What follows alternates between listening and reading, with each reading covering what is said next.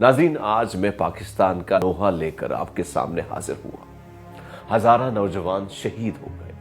मरियम नवाज इन हजारा नौजवानों की लाशों पर सियासत चमकाने पहुंच गई, लेकिन निहायत अदब के साथ अर्ज है कि जब मरियम सफदर के अपने घर के करीब मॉडल टाउन में 14 लाशें गिराई गई, आखिर उनकी ताज़ियत करने में मरियम साहिबा क्यों नहीं गई?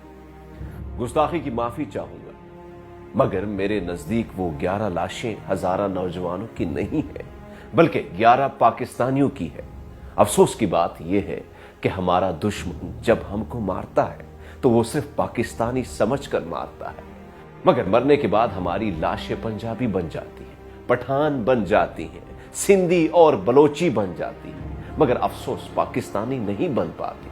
पाकिस्तान ने दहशतगर्दों के खिलाफ तारीख की सबसे बड़ी जंग लड़ी, वो जंग जो अमेरिका भी अफगानिस्तान में ना जीत सका, वो जंग जिसने इराक, शाम और लीबिया जैसे अमीर ममालिक को खंडर बना दिया। इस जंग में पाकिस्तान सुरखरू ठहरा और इस जंग में हमारे दुश्मन ने पाकिस्तान के हर कोने में जुल्म का नंगा नाच नचा। हमारे दुश्मन ने पाकिस्तान में बसने वाली हर कौम पर हमले किए, मगर अफसोस एक कौम बनने की बजाय हर किसी ने अपना अपना तबला बजाया। बलूचिस्तान में पंजाबी मजदूर मारे गए तो सबने बोला पंजाबियों को मारा। किसी ने ये नहीं कहा पाकिस्तानी मर गए। सिंध में धमाका हुआ तो हर कोई बोला सिंधी मर गए, कोई ये नहीं बोला कि पाकिस्तानी मर गए। और आज हजारा शहीद हुए तो कोई ये नहीं बोलता कि पाकिस्तानी मर गए। अफसोस, सदा अफसोस, क्या हमारा मीडिया भूल गया कि पाकिस्तान से गिरफ्तार इंडियन रा के हाजिर सर्विस जासूस कुलभूषण यादव ने तस्लीम किया था कि पाकिस्तान में फिरकावारियत भड़काने के लिए मैं हजारा बरादरी पर हमले करवा रहा हूं।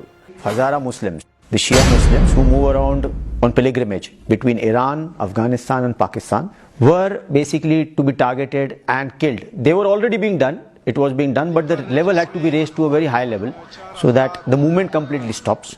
And also sponsoring various assassinations across this same region so that instability or some kind of fear is set into the mindsets of the people of Pakistan.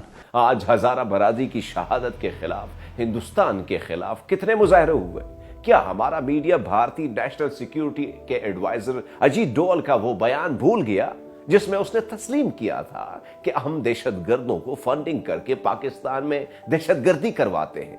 क्या हम साबिक भारतीय डिफेंस मिनिस्टर का वो बयान भूल गए जिसमें उसने कहा था कि अब कश्मीर में दहशतगर्दी का मुकाबला पाकिस्तान में दहशतगर्द भेजकर किया जाएगा? We start working on the vulnerabilities of Pakistan. It can be economic, it can be internal security, it can be political, it can be their isolation internationally, it can be their this thing like that, of exposing their terrorist activities, or it can be anything.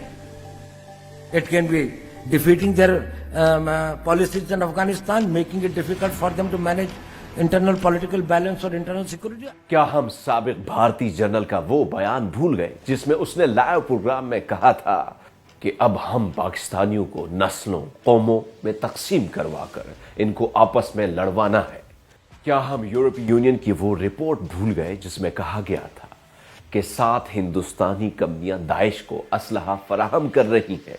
आखिर कब तक हमारा दुश्मन हमको पाकिस्तानी समझकर मारता रहेगा और हम दुश्मन की साजिश का शिकार होकर अपनी लाशों को कौमों, जातों में तकसीम दर तकसीम करते रहेंगे?